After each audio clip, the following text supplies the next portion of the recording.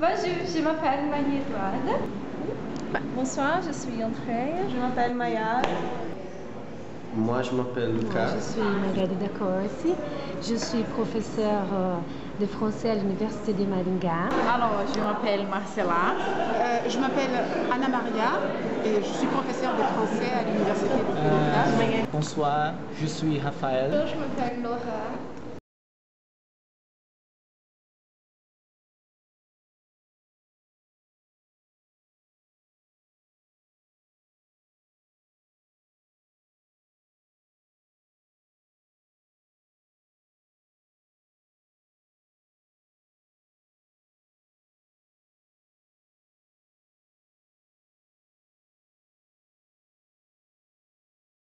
A gente tem uma ideia muito fechada, né? Principalmente aqui na faculdade, de que o francês ele é limitado somente em Paris, né? E que seria o sotaque que era predominante, né? Que a gente aprende, mas que é como qualquer outra língua, né? É como o português, que existem as variantes, né? Existe o português brasileiro e o português de Portugal, então com o francês é assim também. E presque tout qu'on a vu, c'est nouveau pour moi. Je ne connaissais pas l'Acadie, je pensais, il y a le français standard et le québécois, et après il n'y a plus rien, mais... Eu perdi um pouco do meu preconceito que eu tinha contra o francês que não é da França. Porque aqui dentro da universidade a gente aprende francês da França e ele é o melhor sobre todos, é esse que a gente tem que aprender. E eu perdi aquele preconceito, assim, eu até tinha medo de fazer o intercâmbio para o Canadá ou para qualquer outro lugar e que eu sofresse preconceito depois que eu voltasse para a universidade por causa do tipo de francês que eu iria adquirir. Eu achei bem legal, assim, porque eu não fazia ideia que tinha isso, sabe? Propos de ça? Non, on n'étudie pas la francophonie ici. C'est rarement quelqu'un dit quelque chose, mais on étudie presque rien de francophonie.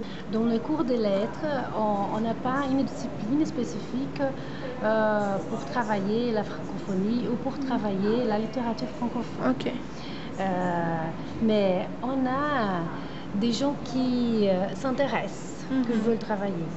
On a déjà des élèves qui ont sorti de l'université pour étudier la littérature québécoise, mais pas ici, dans des autres universités, mais qui ont commencé à étudier par curiosité. Un tout petit peu, je crois. Oui, je crois que c'est pas assez, hein, mais on n'insiste pas trop. On en parle, c'est vrai. Moi, j'ai déjà participé à un stage au Québec, donc de temps en temps, j'explique un peu l'organisation du Québec, les côtés culturels, même pour les artistes. Si c'est possible, hein, on introduit dans les cours des éléments de la culture francophone d'ailleurs. Ok. Comme on est enseignant, normalement, on a comme référence la France.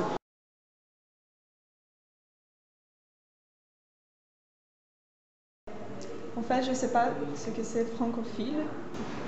Je sais pas. Non. Francophone? Pourquoi?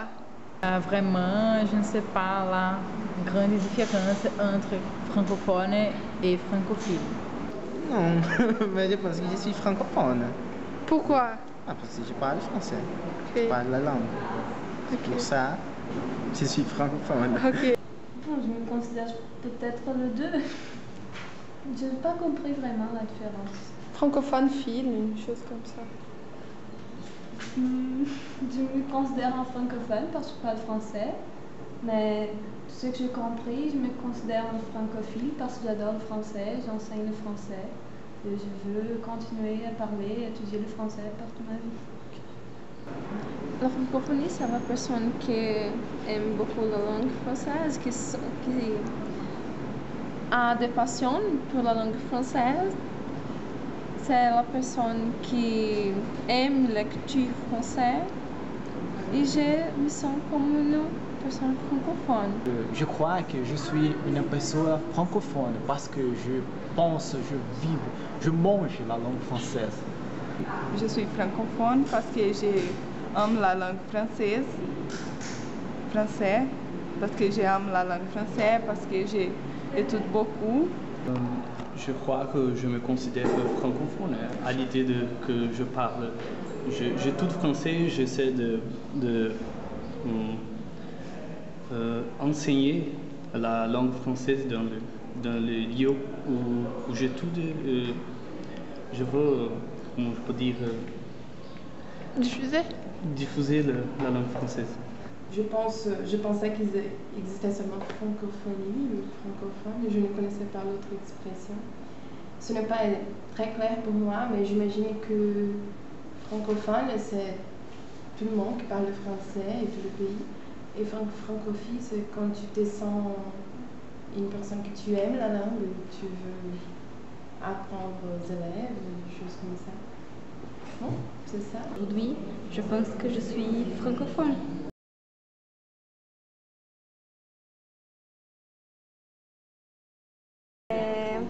Parce que je pense que c'est très joli. Et j'aime beaucoup la langue française. Je suis une personne très amoureuse pour la langue française. Je crois que la langue française peut me donner, par exemple, beaucoup d'opportunités pour, par exemple, voyager dans les pays francophones, par exemple. C'est un choix. Pourquoi? Parce que c'est une langue très riche, très romantique. J'aimerais bien voyager par Paris, par exemple, je ne sais pas, voir la Tour Eiffel. Parce que j'aime un poète, j'aime Arthur Rimbaud. Parce que c'est une belle langue et j'aimerais travailler dans une entreprise française, quelque chose comme ça. Je commençais à apprendre le français à l'université, donc j'ai aucun rapport antérieur à ça. Et c'était justement pour étudier la littérature. Parce que quand j'étais au lycée, mon prof de littérature brésilienne m'a dit un jour, la littérature brésilienne a été très influencée par la littérature française. Alors au moment d'aller à la fac, j'ai dit, mais pourquoi pas apprendre aussi une autre langue, différemment de l'anglais. Et c'est comme ça.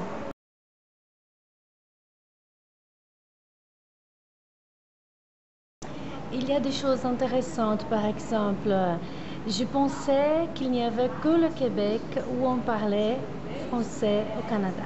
Et aujourd'hui, je sais qu'il y a une autre province où on parle français. Et il y en a où on a un sentiment spécial et différent pour la langue française, comme au Québec. Oui. Oh, oui, on peut bien profiter à cause des nouvelles qu'on a reçues, à cause des suggestions, des divulgations de la langue et de l'engagement qu'ils peuvent avoir maintenant. Ils sont très encouragés maintenant, je crois, pour participer de la francophonie d'une façon différente. Et aussi, je crois que l'accent qu'on a entendu aussi, parce qu'on parle qu'on a un accent différent en Amérique, au Québec, mais souvent on écoute l'accent français. Jamais l'accent des autres pays. Ok. Et aujourd'hui, dans l'atelier que tu as donné sur ça, je pense que c'est très intéressant. Oui. Sur la francophonie des Amériques. Une chose que je pense